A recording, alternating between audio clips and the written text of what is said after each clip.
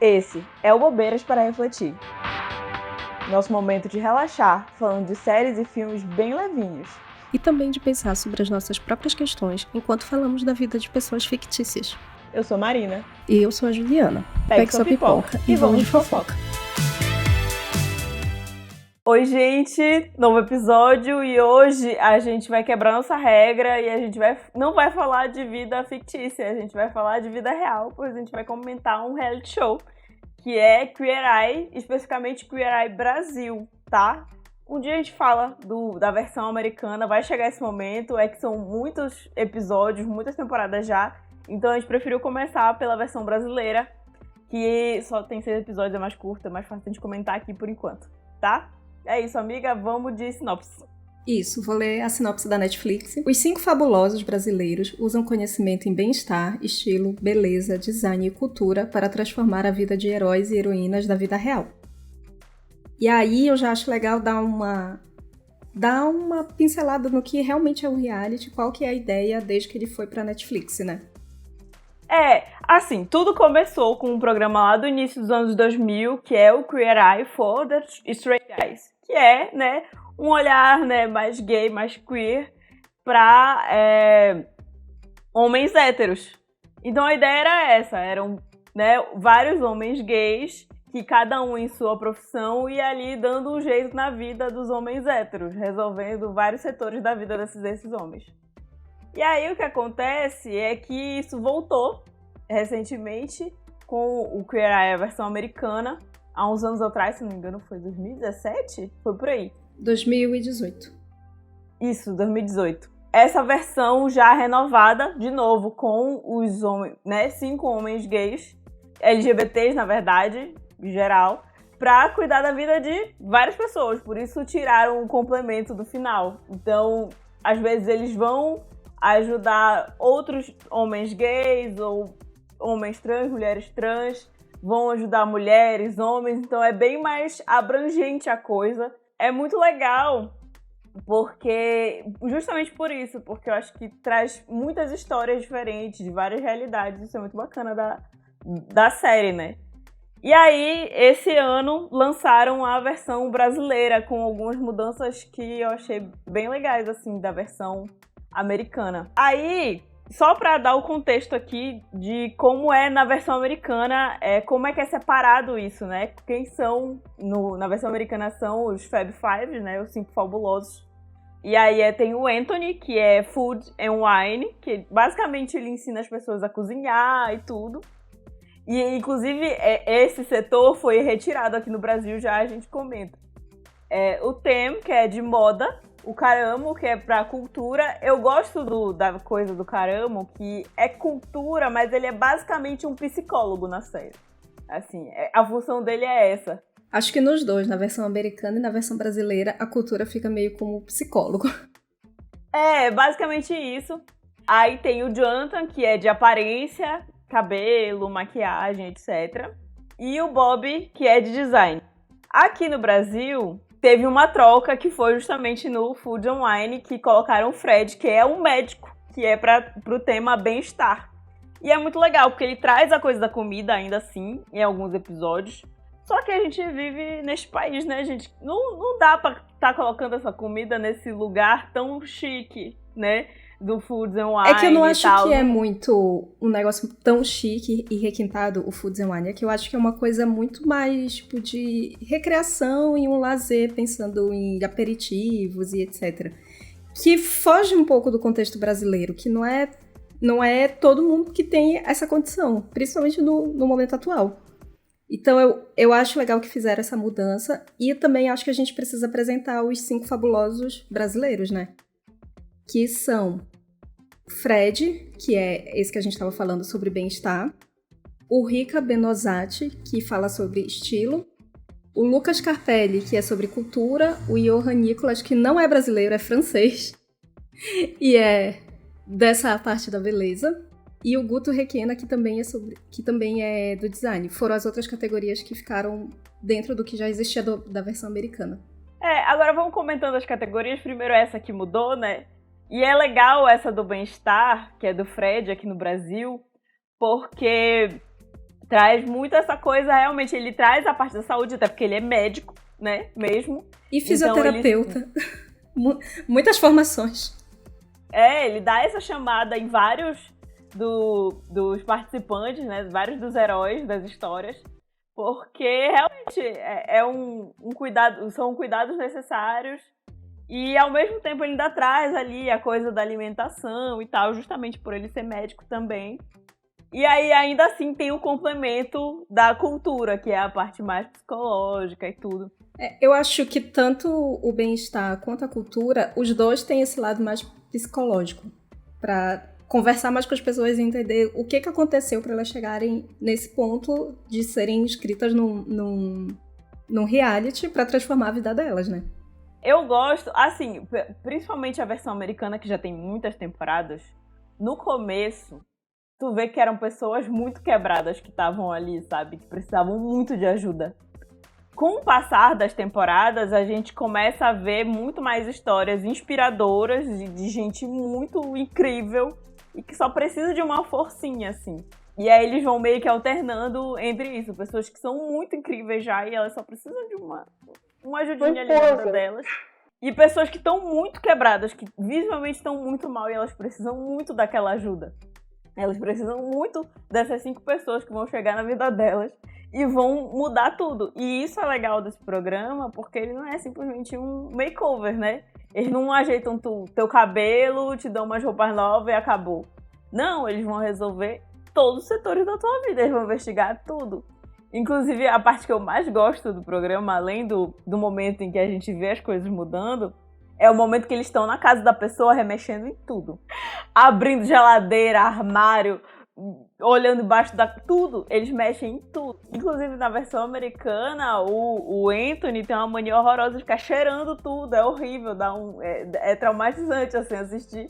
Porque ele cheira comida estragada na geladeira e tal, é bizarro. E aí é legal ver eles mexendo em tudo. Acho que essa é uma das partes mais legais, que é a parte que eles vão identificando o que tá acontecendo ali de fato. Pra realmente eles verem onde eles podem agir. Tem um complemento que eu quero fazer. Que eu acho interessante a proposta do reality, que não é só transformar a aparência, né? Como tu estava falando. São pessoas que vão entrar e mexer em vários setores da tua vida, mas também são pessoas que vão te dar atenção. Porque muitas vezes a gente olha esses casos, esses participantes, eram pessoas que elas estavam sendo, sei lá, meio negligenciadas em alguns casos, e em outros elas estavam se esquecendo, se apagando, se fechando por algum outro motivo. Então, eu nunca tinha visto o Queer Eye, eu já sabia do reality, mas nunca parei pra assistir. Comecei a assistir pela versão brasileira. Aí da versão brasileira eu já emendei pra americana e eu peguei mesmo desde o comecinho pra assistir. E aí dá pra ver isso, tem pessoas que foram se isolando e se fechando, como aparece na versão brasileira, 2 casos, mulheres que passaram por divórcio e tudo mais, e elas se fecharam e começaram a cuidar do outro e esqueceram de cuidar delas. Também outras pessoas que são realmente, estão passando por uma situação muito difícil da vida, tipo um viúvo que precisa cuidar dos filhos. Então, como é que ele vai processar tudo isso e ainda lembrar de se colocar em primeiro lugar e pensar nele, o que ele precisa fazer para ele se sentir melhor? São coisas que às vezes é isso, precisa vir uma pessoa de fora te falar, e uma pessoa de fora, não só fora da própria pessoa que está passando pela situação, mas por fora também do teu círculo de família e de amigos, para dar esse estalo, esse acorda. E isso é muito importante, porque eles chegam para as pessoas, às vezes, para dizer umas coisas que, para quem tá de fora, é óbvio. Mas parece... E pra quem tá de fora... E às vezes tem isso, né? Tem pessoas... É o caso do primeiro caso. O primeiro episódio, que é da Luciana, que ela... Gente, me deu um desespero. Olha, que eu não sou a pessoa com a melhor alimentação do mundo. Eu pulo umas refeições de vez em quando. Mas assim, ver que ela acorda e toma um copo de Coca-Cola e fuma um cigarro, meu estômago se revirou imediatamente só de olhar aquela cena. Se eu fizer isso uma vez na minha vida, meu estômago abre um buraco e ele nunca mais volta. Exatamente. E aí, isso não é uma coisa que, ninguém nunca falou pra ela. Ela fala, que todo mundo fala pra ela isso. Mas parece que quando vem de pessoas próximas, parece implicância, parece só que estão se metendo na tua vida. Precisa, às vezes, chegar um médico, 5 gays na tua casa e dizer: minha filha Pelo amor de Deus! Que loucura é essa? Você tá tentando se matar? Por que isso? O que a pessoa tá tentando fazer com a vida dela, que ela não... que ela simplesmente já acorda assim, sabe? Ela mesmo sabe, é muito doido, porque eles começam a conversar com as pessoas e essas pessoas sabem que elas estão, né, deixando a vida delas pra trás. Sei lá, é engraçado porque alguns até têm o motivo, sabe? Tipo a Alessandra, que é do 3º episódio, que ela tem um filho trans. Depois do divórcio e depois que o filho dela se assumiu, ela passou a dedicar a vida dela a esse filho. E esqueceu que ela tem vida, que ela tem que cuidar de si mesma, que ela também merece alguma atenção, merece algum cuidado. Ela simplesmente esqueceu. E ela justifica muito, tipo, eu não preciso de cuidado, porque meu filho precisa mais do que eu. Então, se ele precisa mais do que eu não preciso. Nesse caso da Alessandra, ela se coloca... Da minha missão ainda não foi cumprida com ele, com meu filho. Só que nunca vai ser cumprida pra poder... Ela meio que tá esperando essa missão que ela se colocou ser cumprida pra ela começar a cuidar dela. Então, não vai acontecer. E o que eu acho muito legal deles nesse reality é que eles não chegam, tipo, expondo a pessoa, gritando com ela, sendo grosseiro, sendo ríspido. Porque, enfim, já são pessoas que estão muito ruins. Então, chegar gritando não resolve, né? E é sempre muito acolhedor. Tipo, eu acho muito engraçado o Rica, por exemplo. Ele chega todo eufórico e chamando todo mundo, e vamos lá, bora fazer isso, bora fazer aquilo.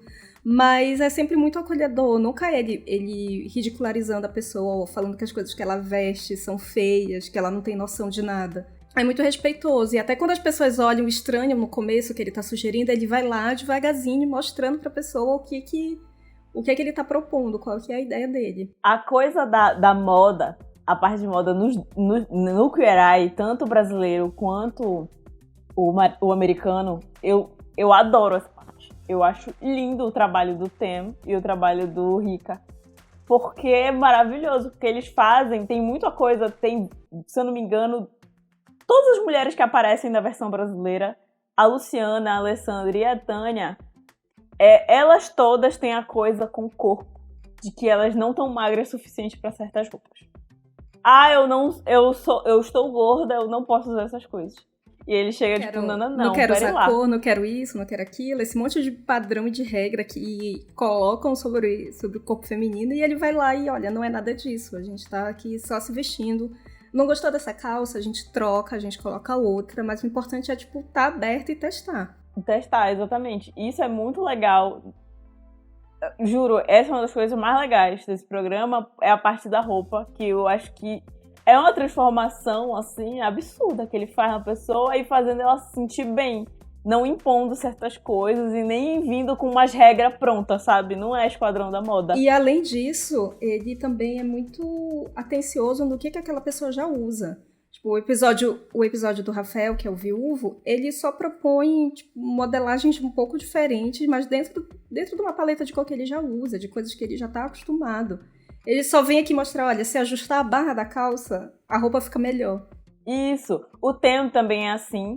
Ele olha assim, é isso que você gosta? Inclusive tem uns episódios na versão americana que o Tem, ele muda o tipo de loja. Tipo, tem um episódio que é um pai de família e ele sabe que é um cara que não tem tanta grana e que ele não vai estar comprando em loja de luxo, não vai estar comprando em loja de shopping. Então ele faz todas as compras de roupa num supermercado, saca? Que é o lugar mais barato possível, próximo a ele, porque ele tem um monte de filho pra cuidar. Nesse episódio, que é o cara que tem 6 filhos, eles todos conseguem resolver isso numa daquelas lojas, uma loja de departamento. E aí todos eles resolvem o que precisa da vida desse homem dentro dessa loja. Então o Anthony pensa na comida, do que eles vão encontrar ali, o Jonathan vai atrás dos produtos de cabelo que tem ali, que são acessíveis, o Tem vai atrás da roupa que tá lá já, não só pra ele, mas pra família toda. Isso eu acho muito legal, deles se adaptarem pra vida da pessoa, porque senão não vai fazer diferença, né? É, porque não adianta tu pegar um monte de coisa completamente fora da realidade do que aquela pessoa vive, porque depois ela não vai conseguir manter. E isso é muito legal, é muito legal eles se atentarem a isso, em todo o processo, né? Tudo que eles estão fazendo. E por isso eu acho que o resultado é tão legal e as pessoas realmente se sentem muito acolhidas e elas realmente sentem muito a diferença na vida delas, sabe? Vamos falar da parte da beleza? Que nos Estados Unidos é o Jonathan, que virou tipo, o grande ícone do Queer Eye. Eu podia não ter assistido Queer Eye ainda, mas tipo, o Jonathan eu já conhecia com toda certeza. E aí no Brasil colocaram o Johan, que é um francês. E é muito engraçado, porque eu acho que seria o primeiro paralelo que as pessoas fariam, né? Será que o Johan vai ser parecido com o Jonathan? E não tem nada a ver. Mas na questão de lidar com as pessoas, eu acho que é bem, bem parecido, dele ser bem atencioso. E, de novo, nesse caso, dele prestar atenção no que as pessoas já querem. Então, o caso da Luciana, que é a primeira, ela já tinha um cabelo loiro, ela só não sabia a coloração certa e tudo mais. Ele vai lá, acerta o corte, acerta o tom e, tipo, elas ficam felizes. Não precisa ser aquela grande transformação que vai deixar a pessoa surpresa, só que não necessariamente do jeito que ela gostaria. E ele adapta, tipo, pra um jeito que ela vai usar mais fácil esse cabelo. Pô, esse cabelo aqui não vai te dar trabalho no dia a dia. Vou ajeitar aqui pra deixar o mais fácil possível. Não vai ser um trabalho que ela vai... Não vai ser um cabelo que vai deixar ela no cabeleireiro toda semana. Mas ao mesmo tempo ele fala, olha, minha filha, não adianta você não cuidar desse cabelo. É uma parte importante da sua vida também, né? E o que eu gosto é que no episódio do Seba, ele chama uma moça especializada em cabelo afro pra cuidar do cabelo dele. Que o Seba é um cara preto que usa um black. Só que ele tá, tipo, completamente largado. A vida dele é ser cuidador de animais. Então ele resgata animais na rua, leva tudo pra casa dele e não se cuida. Tipo, o carinho e o cuidado que ele tem com os animais, ele não faz com ele mesmo. E aí, nesse caso, eu acho muito legal do Johan ter chamado uma cabeleireira preta especializada em cabelo afro. O Jonathan faz isso também em vários episódios, quando ele tem pessoas pretas, pessoas com cabelo afro, ele sempre traz outros especialistas. Sempre. E isso é muito legal, eles sempre trazem outras pessoas. E aí, além dessa parte da beleza, que é legal, né? Porque eles ensinam também a cuidar no dia a dia. Tipo, tem a coisa do seu João, que trabalha no sol quente todo dia e não usa um protetor solar. E a família com histórico de câncer de pele. Sim, que desespero. Aí o médico chorando já, né? O Fred ouvindo essa história sofrendo. E aí, quem tem que chegar com essa parte não é só o Fred, né? Que é médico. Porque tudo parece muito, né? É médico falando. É o Johan também, falando que ele tem que cuidar dele mesmo, que é um autocuidado importante. Eu gosto do Queer Eye porque eles não tratam só do autocuidado, que é aquele bonito de fazer skincare e não sei o quê. É o chato, o autocuidado chato, que é... Tenha seus horários direito, cuide da sua vida direito. Até a questão da Tânia, cuide do seu dinheiro, não adianta sair gastando desvairada. Não adianta você ser feliz, estar na festa o tempo todo, fazer várias coisas para as outras pessoas, todo mundo te ama, mas no fim tu não tá cuidando do teu futuro, tu não tá guardando um centavo, tu vive cheio de dívida. Então não adianta, sabe? Então eu acho que eles tratam de um autocuidado de um jeito muito mais geral e muito mais efetivo. Enfim, e aí tem a parte do design, né? É engraçado que eu acho que o design é o que mais trabalha, é o que menos aparece, coitado. Nas duas versões, o Bob e o Guto, coitados. É porque eles aparecem ali e tal, dão as caras, mas no fim das contas eles são os que trabalham mais, que tem que ajeitar a casa toda da pessoa. E apesar de ter um impacto, que é a parte mais impactante, né? De mostrar a casa nova, decorada, bonita. Mas eles acabam aparecendo, a figura deles acaba aparecendo menos. Eu acho que tanto no episódio da Luciana quanto no do Rafael, que são os dois primeiros, eles ainda tentaram trazer o Guto fora do contexto da reforma. Eles foram numa loja, ele levou a Luciana pra escolher o próprio colchão, que... Gente, a mulher nunca tinha escolhido o próprio colchão. Ela tava dormindo no mesmo colchão do ex-marido há anos. Pra que esse sofrimento? Que tortura é essa, né? Só que eu não lembro direito. Eu assisti de uma vez só, e aí algumas coisas eu tô com a memória meio falha. Eu não lembro se nos outros episódios ele tem esses momentos também fora da casa da pessoa. Ele tem, mas acho que é muito rápido. Porque eu acho que é aí que tá o problema deles aparecerem menos, né? Porque a reforma tem que ser na casa e a pessoa não pode ver. Então os outros estão, tipo, tirando a pessoa de casa enquanto eles estão lá reformando tudo. Aí fica difícil, né? Isso, exatamente. O Bob acaba aparecendo muito em alguns episódios muito específicos, que não sei se tu já chegou a ver, mas ele tem uma questão muito séria ali com a igreja. E tem até um dos heróis na versão americana que é uma pastora, uma coisa assim. É um negócio muito forte pra ele e tudo. Então, na verdade, isso acontece mais de um episódio. Em mais de um episódio tem esse conflito da igreja e tudo. Então ele acaba aparecendo mais. Eu gosto isso da versão americana, que eu acho que eles se aprofundam muito em algumas coisas. Eles trazem muito as pessoas da família também. Eles não ficam só na pessoa que tá lá, que é o herói dele. Eles trazem muito a pessoa da família pra falar o que... E às vezes falar na cara da pessoa. O caramba, ele faz umas coisas que ele coloca as pessoas frente a frente. Não, vocês vão conversar sim. Porque vocês precisam conversar. Falando do caramba, eu só vi a primeira temporada até agora, gente. Ainda nem terminei também. Tem um episódio que eles vão na casa de um policial, que é um ex-fuzileiro. E aí eles são parados pela polícia e é o caramba que tá dirigindo. E aí já fica aquele clima de tensão no ar, né? Um homem preto dirigindo o carro, sendo parado pela polícia, e os outros homens que estão juntos são 4 gays. O que vai acontecer? E aí é meio que uma pegadinha, mas tipo, eles falam bastante sobre isso, sobre a relação da polícia com a população negra nos Estados Unidos. No episódio também do pai de 6 filhos, ele conversa muito com o Bob sobre a visão da igreja com homens homossexuais. O Bob fala muito que ele fazia parte da igreja, que ele frequentava a igreja, que ele sempre ouviu falar que ser gay era errado. Eles trazem muito a história deles, né, também. Eu acho que tem esse aprofundamento realmente em alguns assuntos. E que eu acho que na versão brasileira tem alguns momentos, acho que principalmente no episódio da Alessandra. É a mãe que tem um filho trans. E realmente, nesse momento, eles até trazem, né, o Luca, que é também um homem trans. Isso eu gostei, de ter uma diversidade maior, né? Até, tudo bem que na versão americana, acho que o Jonathan e o Anthony são não binários. E já na versão brasileira tem um homem trans, é muito legal também. E querendo ou não, na versão americana também tem uma pessoa estrangeira, né? Que é o Tem. Tem essas coisas. Eles tentam trazer uma diversidade, mesmo sendo 5, né, pessoas LGBTs ali, eles trazem uma certa diversidade também. E aí eu gosto disso, que quando eles aprofundam os assuntos.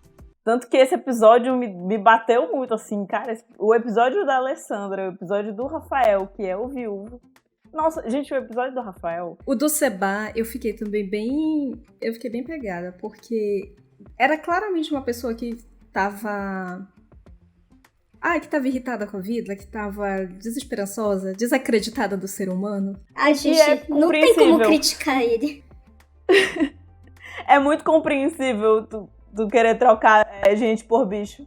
Ele direcionou muito pra uma coisa e esqueceu do resto. A ex-namorada dele, quem escreve ele no programa, ela fala que ele deu um galo pra ela no primeiro dia dos namorados. Amigo, que é isso? Que mundo você está? E ele, eu acho que, inclusive a gente comentou isso, que eu senti que, principalmente nos primeiros episódios da versão americana, as casas das pessoas eram pessoas que estavam muito desistidas da vida, que as casas estavam, assim, em condições insalubres. E nas casas brasileiras, eu acho que até porque brasileiro costuma, né, ter essa coisa com limpeza muito bizarra, as casas em geral estão até mais ou menos cuidadas. Tem um quartinho ali da bagunça. É uma casa que não tá lá muito bem decorada, como era o caso do Rafael, né? Que era uma casa que, tava ok, tava limpa, tava arrumada, mas não tava, nossa, bem, sabe, bem decorada, com outras coisas, trazendo uma cara de lar, de casa. Só precisava, assim, de um... Mas o Seba, gente, a casa do Seba estava, assim, caos. É desesperador de ver. Que todos os bichos que ele resgatava e levava pra casa, eu só conseguia pensar no cheiro, gente. O cheiro desse lugar, como não deve ser. E foi exatamente o que eles falaram, né? E foi a primeira coisa que eles falaram. Meu Deus, os cachorros estão aqui. Porque parecia que eles estavam lá na sala e os cachorros só ficam no quintal. E o cheiro tava impregnando o lugar todo. A pilha de roupa do lado da cama, assim, uma pilha enorme de roupa do lado da cama, desesperador. Tipo, meu filho, guarda-roupa pra quê? É que... Eu gostei, nessa parte o Guto aparece também, ele aparece de novo, fora da parte da reforma, que ele leva o Seba pra conhecer um amigo dele, que também resgata animais, só que é um negócio mais estruturado. Ele resgata animais, ele tem um espaço para colocar.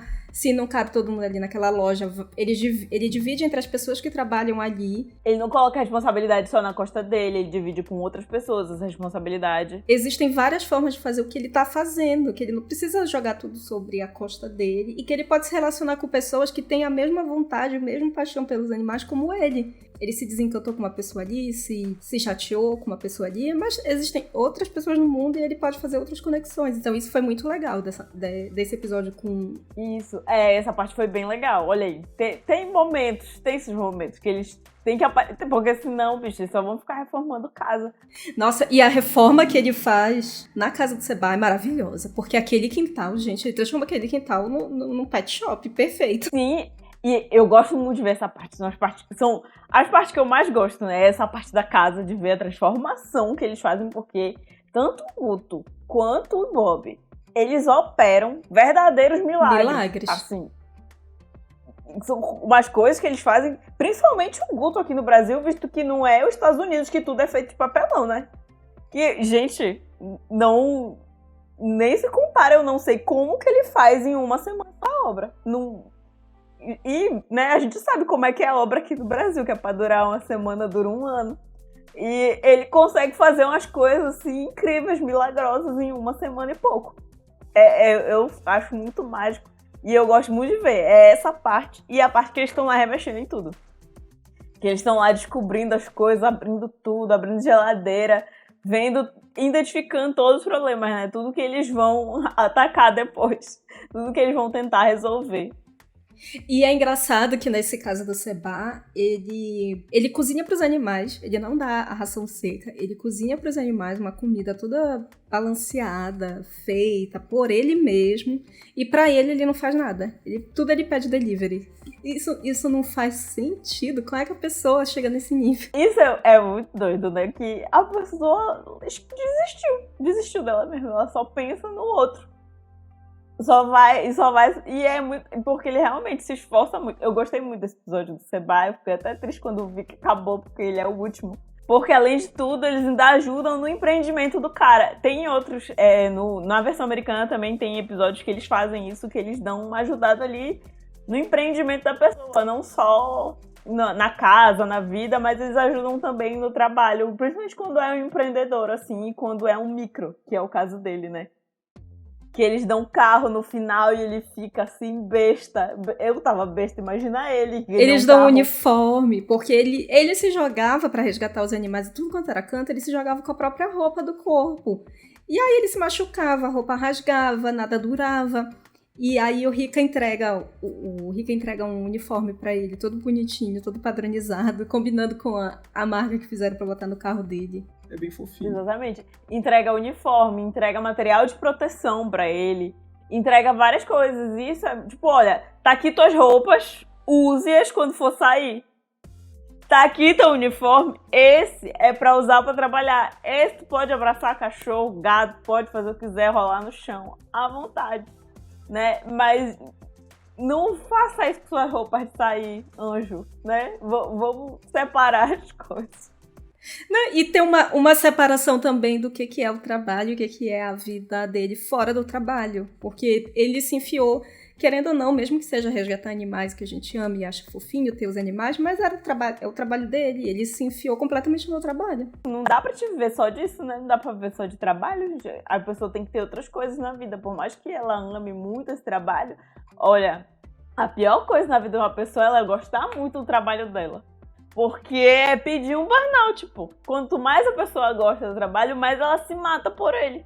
E aí ela esquece que ela tem o resto da vida pra cuidar, que ela gosta muito. Ela também tem que gostar de outras coisas. Ela também tem que gostar da família, tem que gostar dos amigos, tem que gostar do namorado se tiver. Entendeu? Tem que gostar de outras coisas. Porque a partir do momento que tu foca só em uma coisa, tu te lasca. E já é o caso contrário de outras pessoas que passaram pelo programa, que focaram demais as vidas nos maridos. E aí, quando chegou o divórcio, a vida acabou. Que é o caso da Luciana, por exemplo, da Alessandra. E a Alessandra, na verdade, tirou o foco do marido e passou pro filho. Já a Luciana, tipo, foi divórcio e acabou tudo. Eu acho que o da Luciana me bateu muito, Porque o divórcio afetou e pronto. Não foi só o divórcio, é que ela sentiu que ela deixou pra trás uma versão dela antes do casamento. Que ela falou, né, que eu era muito moderna, eu era uma mulher muito diferente, e roqueira e tudo, e gostava muito de música, e isso ficou no passado. E por quê? Por que ela não deixa esse maldito ex-marido no passado e resgata justamente essa pessoa que ela gostava tanto, que ela admira tanto? Traz de volta essa e deixa, né, essa história de marido pra lá. Mas parece que ela focou só no que aconteceu de ruim com ela, no trauma que ela teve, e esqueceu que ela tinha outras coisas antes disso. E ela só lembrava com o pesar de, tipo, nunca mais vou ser isso aqui. É muito triste, assim. É muito legal ver a conversa deles de que ela pode ser feliz ainda, dá pra resgatar isso tudo. Ela pode muito bem cuidar dela mesma. E uma coisa de resgatar a felicidade também aparece no episódio da Tânia, porque a Tânia é a mulher super festeira, tudo ela comemora, ela aparenta ser muito feliz e bem resolvida. Só que aí vai ver, pra ela realizar essa imagem que as pessoas têm, ela se enche de dívida, então ela vive comprando coisa. E aí tem isso dela querer agradar as pessoas, dela querer parecer uma pessoa muito feliz e muito legal para se ter perto. E também das faltas que ela teve durante a infância. Então, coisas que ela gostaria de ter, como uma calça jeans, que aí é bem legal essa conversa que ela tem com um dos outros fabulosos, que eu esqueci agora. E depois ele repassa essa informação pro Rika. E aí uma das primeiras peças que o Rika mostra pra ela do guarda-roupa novo é uma calça jeans e uma camisa jeans, um look todo jeans. Pra trazer essa memória pra ela, que ela gostaria de ter tido na infância, ela pode ter agora. Ela só não precisa se endividar toda pra ter isso, né? Eu gosto também dessa história da Tânia, a coisa dela comprar as coisas compulsivamente na intenção de emagrecer. Aí volta de novo a questão do corpo. Que ela fala que ela vai emagrecer e meio que pra se incentivar, ela compra uma roupa que não cabe nela. Daí é um grande lembrete daquilo que ela não tá conseguindo fazer. E os níveis de coisas que ela vai fazendo. Ela começa comprando as roupas pra ela, eu vou emagrecer e eu vou caber. Ela fala que ela fez uma cirurgia bariátrica e que todo mundo fica olhando pra ela e criticando porque ela engordou depois da cirurgia. Como assim engordou depois de uma bariátrica? Que é horrível. Então, são várias camadas, são muitas coisas. Às vezes a pessoa até aparenta estar bem, mas no caso da Tânia, ela era muito legal, era muito bacana estar ali com uma pessoa que faz festa pra tudo, mas a que custo que ela tá fazendo todas essas festas, que ela tá querendo passar essa imagem pras outras pessoas? E o que isso tudo tá escondendo, né? Essa coisa esse excesso todo, é porque ela não pode ficar quieta em casa. E que ela fala que o maior sonho dela seria as pessoas fazerem alguma coisa pra ela, fazerem uma festa pra ela, do jeito que ela faz pros outros. É sempre ela fazendo pelos outros. E que ela queria muito um clipe de fotos, e eu fiquei assim, meu... Porque o que a gente faz, o que a gente trabalha, né? Eu e a Marina, nós somos designers. E então, um clipe de foto é a coisa mais fácil do mundo, gente. Dá pra botar no PowerPoint e fazer um clipe de fotos. E ninguém nunca E é uma coisa, tipo assim, um básico, um mínimo. Uma atenção que ela queria e que ninguém fazia. E seguindo nesse rumo de querer a atenção dos outros, só que de um jeito completamente diferente, tem o seu João, que é um homem aposentado, que deveria estar só descansando. O sonho da minha vida seria estar aposentada. O sonho da minha vida é me aposentar, gente. Pra parar de trabalhar. E esse homem se aposentou, decidiu criar uma horta. E ele trabalha de domingo a domingo na horta. 12 horas por dia. Ele até fala no episódio que domingo, só domingo, eles trabalham até 1 da tarde. Meu amigo, que é isso, meu senhor? Vá descansar. E aí os filhos, né? O filho dele desesperado, querendo que ele tire férias, que ele viaje, que ele conheça outras coisas. Mas, pô, ele basicamente só conhece aquilo ali e pra ele a vida é isso, é trabalho. E aí ele não vai num restaurante com a família. E aí, no caso dele, é a família querendo que ele dê atenção. A família querendo a atenção dele, porque não basta estar ali provendo. Isso é uma coisa que muitos pais, Brasil afora, têm dificuldade de entender, que só estar ali provendo não é suficiente. É muito importante. A gente sabe que o país está de mal a pior e que precisa de cada vez mais dinheiro para sustentar as pessoas, mas não é só sobre isso, sabe? Principalmente quando é um pai, ser pai é estar ali do lado, convivendo, fazendo parte. Por mais que seus filhos já sejam adultos.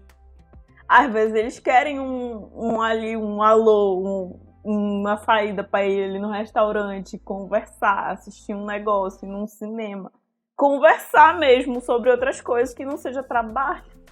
Nesse caso do seu João, tem duas coisas que eu acho muito legal. Que o Fred leva ele no restaurante. É o Fred e vai mais um, que eu esqueci agora. Acho que é o Johan. Eles vão num restaurante de comida da região norte. Eles só falam isso, eles não dizem qual é o estado. Enfim, poderia ter falado, né? Poderia ter falado que era do Pará, mas tudo bem. É que eu realmente não sei, pode ter sido de outro lugar. E aí eles levam ele pra experimentar uma comida de outro lugar, que o seu João, ele é do Paraná, ele e a esposa dele, eles vieram do interior do Paraná pra São Paulo. E aí ele experimenta outra coisa, com hortaliças que saíram da horta dele, que o Fred colhe e leva pra moça do restaurante preparar. E ele fica muito emocionado, é muito... E ele fica passado, já experimentando... Eles colocam um molho de salada à base de cupuaçu, que ele nunca deve ter provado na vida dele. E aí é muito fofinho, que ele fica todo receoso, mas ele prova, ele gosta. Eu gosto também dele interagindo com o Rica, porque ele fica meio... assustado. Porque o Rica é o mais, né, espalhafatoso, afeminado, chega lá colorido, com shortinho. Pra começar, o Rica chegou na horta do homem com um shortinho e uma bota de cowboy. E aí vamos tirar o sapato e colocar o pé na terra. E ele fica assim, eu não, muito obrigado. Aí o Fred mexendo nas minhocas, olha as minhocas, e o Rica sai correndo. Gritando. Ai, gente, eu seria o Rica, eu não ia botar o pé na terra, eu não ia pegar em minhoca. Doidice. E outra coisa que eu acho bacana desse episódio também é a parte da casa. Porque aquela casa foi ele que construiu. Ele e a esposa construíram a casa com as próprias mãos. E como é que o Guto vai lá e mexe em alguma coisa? Tipo, mexe em qualquer coisinha. Eu fiquei desesperada quando o Guto chegou ali e aí ele fala, não, porque eu construí... Foram 2 momentos, assim, que eu fiquei, caraca, como é que o Guto vai fazer esse milagre sem ofender as pessoas? É o seu João e a Tânia, que a Tânia faz toda uma parada ali nas paredes dela e tudo. E aí, como é que ele vai fazer, né? E aí, essa do seu João ficou muito legal. Ele super valorizou aquela área deles, né? Pra eles terem mais momentos em família. Ai, foi muito bonitinho. E ele ficou muito emocionado de ver, tipo, o que ele já tinha feito melhorado. E ele fala também, porque ele primeiro chega só o seu João pra ver a casa. Aí ele fala, olha, eu gostei, mas tem que ver com a minha esposa. Se ela não gostar... Não sei, vocês vão ter que refazer. Só que aí, é muito engraçado, porque eles ficam desesperados, né? Porque a hora que ela chega já é na gravação que eles assistem. Eles não estão lá. E aí eles ficam desesperados assistindo, porque ela chega e só fica... passada, assim. Ela não esboça nada, nenhum sentimento. Ela só até chegar no quarto olhando. De hóspedes, que virou uma sala de TV, que aí ela fica, nossa! Nossa, E aí que ela, tipo, esboça alguma felicidade que o Guto fica, ai, ufa. Aí daí já vai pra área, ela adora a área, né? Como é que tá? Por último, acho que é legal a gente falar do Rafael, que eu acho que é o episódio... Eu acho que é o melhor episódio. Porque, assim, tu tá bem assistindo, tranquilo. Porque é um programa muito good vibe, assim. Tu fica emocionado nos momentos, mas é um negócio muito, muito bacana. Te deixa alegre, restaura tua alegria, assim. A temporada começa com o episódio da Luciana, que é, assim, é ok. É pra te começar e olhar assim, bacana, bora ver o próximo. O próximo é o do Rafael. E aí... E aí, inclusive, esse episódio eu acho que foi o que me fez mandar mensagem pra Juliana quando eu comecei a assistir. Porque ela nunca tinha assistido, mas eu sou uma grande fã do Queer Eye. Eu adoro assistir todas as temporadas do Queer Eye. E assisti, inclusive, a temporada deles... a gente acabou não falando, tem a temporada deles especial no Japão, que são os Fab Five dos Estados Unidos, que vão pro Japão fazer uma temporada inteira lá. É maravilhoso. É muito engraçado ver todo o choque cultural. Eu fico imaginando como seria se fossem os brasileiros lá. Ia ser muito mais bizarro. E aí tem uma versão, assim como é a do Brasil, com fabulosos que são do outro país, que é a versão da Alemanha, que já não são com os Fab Fives dos Estados Unidos. esse foi o episódio que me fez mandar mensagem pra Juliana e falar: pelo amor de Deus, vá assistir esse negócio. Eu não vou ficar aqui chorando sozinha. E esse episódio, eu tava assim, contexto, gente. Contexto que eu até falei pra Juliana, eu tava assim numa maratona de picolé de limão. Que é o podcast da Dea Freitas, né? Que ela tem esse quadro que é só de gente horrível. De gente. É basicamente. Tu tava quase virando Seba. Desacreditada assim, eu tava do ser humano. Desacreditada porque é um monte de gente trouxa que cai na mão de gente podre. É, gente podre com gente trouxa o tempo todo. E aí é horrível, porque é um monte de gente que engana. A quantidade de episódios que são maridos horríveis, tinha que ter, assim, só um tópico de picolé de limão, um tópico maridos horríveis. Pessoas horríveis que estão com mulheres muito dedicadas. E aí chega o episódio do Rafael e aí tu fica pensando que o mundo é injusto mesmo. E ao mesmo tempo tu cria alguma esperança, porque existe esse homem que também é muito dedicado, que realmente gosta da esposa, só que aí tu vê que no caso do Rafael, ele perdeu essa esposa, aí tu fica, caralho, o mundo é muito injusto. Como é que acontece isso? Que a história toda começa porque o Rafael, ele é viúvo, ele perdeu a esposa por câncer, e ele ficou com os 2 filhos pra criar. E ele muito dedicado a essa esposa, a esses filhos, e principalmente agora que ele é um pai solo, ele é extremamente dedicado a esses filhos, a ponto de esquecer que ele tem que cuidar dele mesmo, assim como, né, todos os outros. E acho que além de muito dedicado, ele também é muito consciente do papel dele e o que as pessoas interpretam do papel que ele faz. Porque ele fala no episódio que muitas vezes ele é endeusado por outras pessoas, tipo, meu Deus, esse homem incrível, quando ele tá só fazendo o que todo pai deveria fazer, que é cuidar de seus filhos, do mesmo jeito que as mães cuidam. Exatamente. E ele fala também da coisa de que muitas coisas ele só foi fazer, ele só percebeu esse papel dele, ele só foi assumir esse papel a partir do momento que a mulher dele ficou doente. E que ele foi. E aí que ele percebeu o quão por fora ele tava da vida dos filhos, de não conhecer eles direito e de não saber fazer as coisas. Ele falou que um baque que ele teve foi um momento que ele precisava cozinhar e ele não conseguia cozinhar para os filhos dele. E aí foi um baque que ele teve de não, pera aí lá, eu tenho que no mínimo conseguir alimentar os meus filhos. Eu mesmo, sem pedir de lugar nenhum, eu tenho que conseguir fazer isso. E é muito legal ver ele, sabe, tomando, né, voltando a si, pensando, não, tenho que resolver isso aqui, assim como todas as mulheres no mundo fazem. E ele deixa isso muito claro. Eu não gosto quando me endeusam aqui, porque, né, eu só tô fazendo o que muitas mulheres fazem por aí. Não e é eles nada falam bastante demais. isso no episódio. Tanto quando estão lendo a carta, que eles vão no carro lendo a carta, explicando quem é a pessoa que eles vão encontrar. Os fabulosos falam isso bastante, que é o que toda mulher, toda mãe solo no Brasil faz. O que eu acho também bem interessante nesse caso, que também mexer na casa tem também um outro significado. Eles mudaram de apartamento depois que ela faleceu.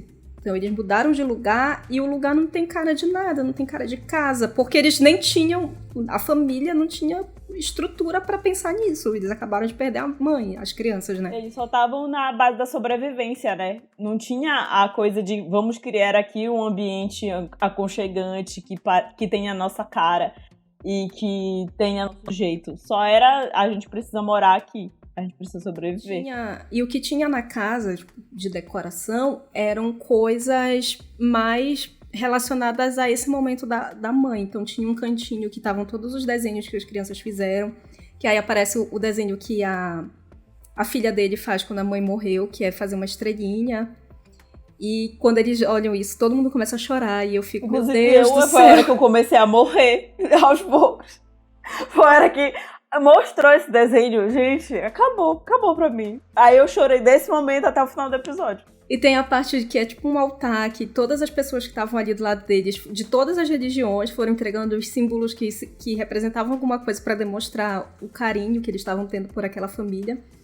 E aí no final o Guto faz um móvel, que é, E aí eu tenho que admitir que eu fiz igual a Netflix, eu joguei baixo também. Eu falei do Queer Eye pro Ale, o Ale, meu namorado, e falei, bora assistir um episódio, vou botar esse aqui, que eu já tinha visto. E aí botei o do Rafael.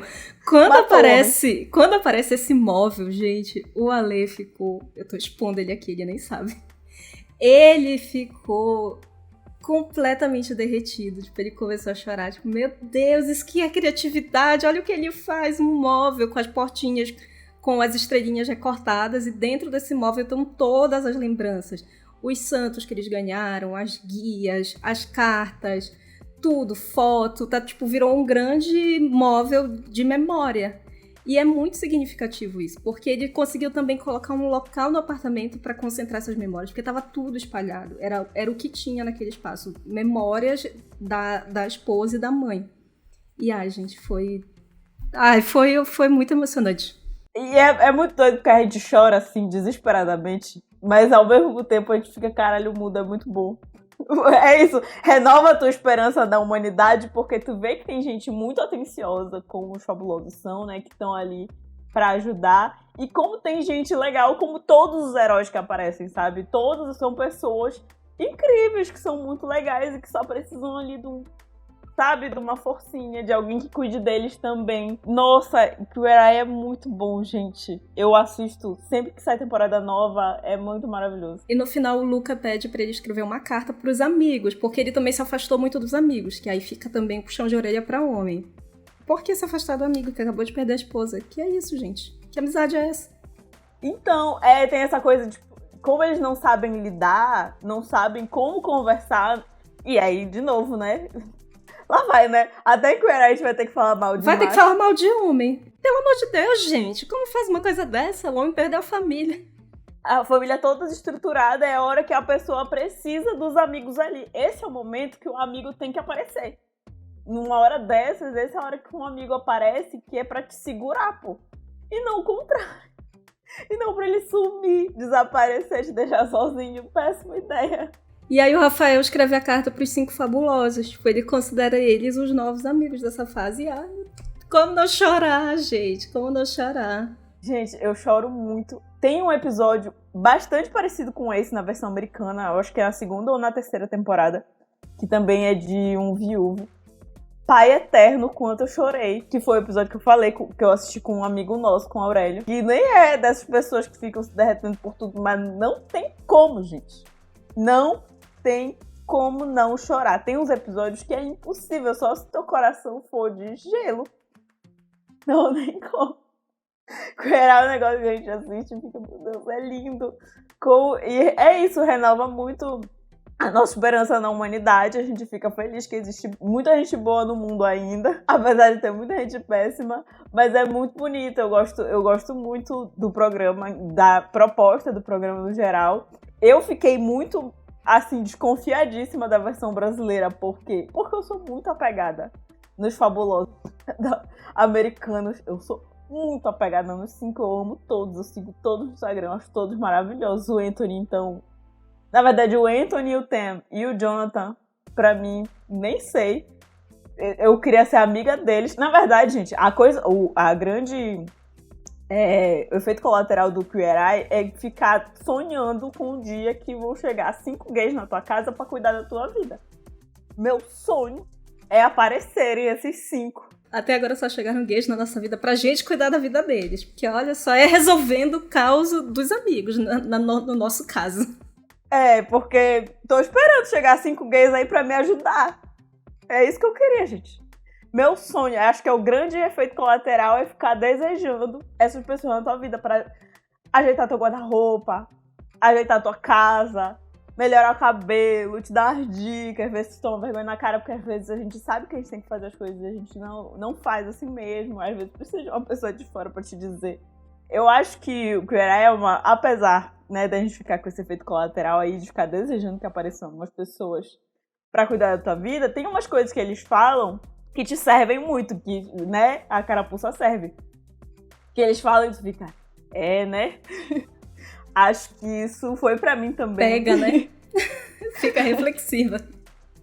Então as coisas tu fica, eita. E além disso, tem umas dicas boas também, principalmente do Tem, do Rika, do Johan e do do Jonathan. Tudo que o Fred sugeriu para as pessoas fazerem, eu queria. Queria fazer pilates, queria fazer o spin, queria fazer tudo. Queria fazer tudo. E aí eles dão dicas boas, dicas de estilo. Até, cara, quis copiar várias receitas do Anthony da versão americana. Fico, vontade de fazer isso aqui também. E tal. A gente fica muito nisso, tipo, umas dicas boas. Eu tenho um amigo que ele fala que ele gosta de ver Queer Eye, que ele pega muita dica, assim, de roupa, porque homem... Em quantos programas por aí, em quantos locais por aí, a gente vê moda pra homem, né? De um jeito, assim, fácil, acessível e que é muito acolhedor. Quantos lugares tem? Não tem tantos. E eu tenho um amigo que, tipo, ele gosta de assistir Queer Eye por isso. Que ele pega umas dicas boas, ele fala que tem uns negócios legais, assim. Além de ser um entretenimento ótimo, né? Que deixa a gente contente, com o coração em paz. Eu adorei. Eu realmente nunca tinha assistido, também não faço ideia por quê. É a mesma coisa do Para Todos os Garotos que já amei. Já ouvi falar, já sabia, já conhecia da fama do Jonathan, não assisti por quê? Não sei. E eu fiquei com muita vontade de assistir o Queer Eye Brasil quando eles foram no Wanda, Foi incrível, gente. Esse episódio deles no Wanda foi maravilhoso. Eu fiquei passada. Como que deu certo um programa com 300 pessoas? Um falando por cima do outro, mas tipo, ficou maravilhoso. E aí, desde então, eu fiquei com vontade. Foi só a Marina mandar mensagem, eu olhei, tá, é isso, eu vou assistir. Foi, eu também tava, como eu falei, né, eu estava desconfiadíssima, porque eu sou muito apegada na versão americana, eu gosto muito dos 5 Fabulosos, eles são lindos, são todos maravilhosos, todos no meu coração. E aí eu tava muito apegada e fiquei meio, mas não são eles, eu queria eles aqui. Eu queria sonhar que eles podem aparecer aqui na minha casa pra resolver minha vida. Era isso que eu queria, na verdade. E aí eu fiquei muito, não sei se eu assisto. Fiquei com preguiça de ver. Até eles irem no Wanda. Aí eles foram no Wanda, eles ganharam meu coração. Porque foi uma conversa tão legal que eles tiveram ali. Ver que eles já tinham essa intimidade e tal. E que eles já tinham essas coisas entre si. E eu fiquei, vou assistir. E aí um dia eu tava aqui fazendo nada. Um dia, essa semana, no caso, semana passada. E quando eu vi, eu já tinha dado play, gente. Aí depois que eu dei play, quando eu vi, já tinha acabado. Inclusive, Netflix, pelo amor de Deus, renova. Eu não sei nem do que eu sou capaz se isso for cancelado, porque eu amei. Eu tô muito apaixonada. O que eu achei também, que os 5 fabulosos brasileiros são tão lindos quanto os 5 fabulosos americanos. Eu fico assim, olhando, gente, o Fred é lindo, o Iwan é lindo, o Lucas é muito lindo. E aí eu fico, meu Deus, todos eles são lindos, eu não consigo escolher um. Eu ia tentar fazer um top 3, eu não consigo. Eu não sirvo pra fazer essas coisas. Eu gosto dos 5, eu acho eles maravilhosos. O Luca é muito fofinho, meu Deus. Da versão brasileira, o Rica. Eu maravilhoso. Adoro. O Fred também. É isso, eu não sou capaz. Eu acho que do brasileiro eu não sou capaz de fazer esse top 3. No americano, o meu top 3 é Anthony Tam. E o Jonathan, mas eu não sou capaz de colocar eles numa ordem. Uma ordem. Não sou capaz de escolher entre os 3 qual o primeiro. Eu tenho muita dificuldade de fazer top 3, top 5. Não consigo, gente, não consigo. Não consigo colocar essa ordem aí, porque eu acho todos muito maravilhosos, cada um a seu jeito. O Anthony tem todo o apelo dele, de que além de tudo ele é lindo, gente, o homem é lindo. Ele é lindo, ele olha para as pessoas, ele fala de um jeito que as pessoas, meu Deus do céu. Só que aí tem o Jonathan, que é maravilhoso, ele é uma pessoa incrível, ele conversando com as pessoas, fica, ai meu Deus, como ele é fofo. E ao mesmo tempo eu acho o Theo muito chique. Enfim, eu sou incapaz de fazer esse top 3. Não consigo. Eu sei que eu gosto muito dos 3, mas não consigo. Sou incapaz de fazer uma ordem, assim, porque cada episódio eu gosto mais de um. É isso que acontece. Cada episódio eu fico, ele é perfeito. Então é isso, a gente tá aqui ansiosa esperando a renovação da Netflix, por favor. E renovem com um carro um pouquinho maior, porque o Fred é muito grande e a gente já sabe que vai um moço no porta-malas do áudio. Vamos uma van, uma coisinha maior? Uma coisinha maior, coitado. Ó, o Ministério do Trabalho batendo aí. Foi tanto gasto no colchão da Luciana no primeiro episódio, e aí custava gastar num carrinho. Olha, quem não assistiu Queer Eye Brasil, a pergunta é a mesma que eu fiz pra Juliana, por quê? Pelo amor de Deus, o que vocês estão esperando? Queer Eye é maravilhoso. A gente até fugiu do nosso tema básico aqui de falar de pessoas fictícias pra falar de pessoas reais, porque Queer Eye vale muito a pena, porque é uma bobeira ótima pra te assistir tranquilo e pra refletir muito. Nossa, Tu reflete tua vida inteira. Tu repassa tudo que passou na tua vida. É maravilhoso. Assistam. Fica essa dica. Tem muita temporada do americano. Infelizmente, a temporada do brasileiro só tem 6 episódios, o que me deixou muito triste.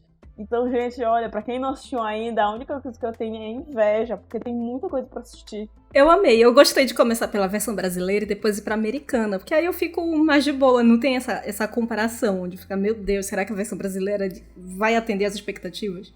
Então eu tô gostando de fazer o caminho contrário e ainda tem várias temporadas. Viu a versão americana e estava, assim como eu, né, desconfiadíssima da versão brasileira, gente, vale cada segundo assistido, porque é maravilhoso. Dá pra esquecer bastante, assim, que, tipo, existem outros 5 pra comparar, sabe? Eu não consigo ficar traçando os paralelos. Eu, com 10 minutos, eu tinha esquecido já. Eu já nem lembrava dos outros, tava assistindo feliz, entregue ali, é muito bom, gente. Assista, só assista. A gente vai deixar os posts também com a frase do episódio, com a capa, tudo bonitinho no nosso Instagram. E vocês comentem qual é o Fab Five favorito de vocês. Pode ser Fab Five ou fabuloso. Escolham se vocês conseguirem, porque a gente não consegue escolher. Eu não sou capaz, eu sou incapaz de escolher. Agora, se vocês conseguirem bem, contem pra gente, comentem. Falem que episódios vocês gostam mais. A gente vai falar da versão americana quando sair uma nova temporada, acredito eu. Espero que saia logo. Porque eu já tô órfã, porque a versão brasileira já acabou. Eu tô assistindo a americana de novo. Mas a gente vai fazer um episódio específico quando sair uma temporada nova, com certeza. Aguardem. E se vocês tiverem dicas de outros realities pra gente assistir e comentar aqui, deixem também lá no nosso Instagram, @bobeiraspararefletir. Também sigam a gente no TikTok pra ver nossas carinhas falando. Isso, por favor. Até a próxima, então é gente. isso. Beijo, tchau. Quer participar dessa fofoca? Segue a gente no @bobeiraspararefletir, no Instagram e no TikTok. E comenta no post do episódio. E não esqueça de indicar nosso podcast pros amigos.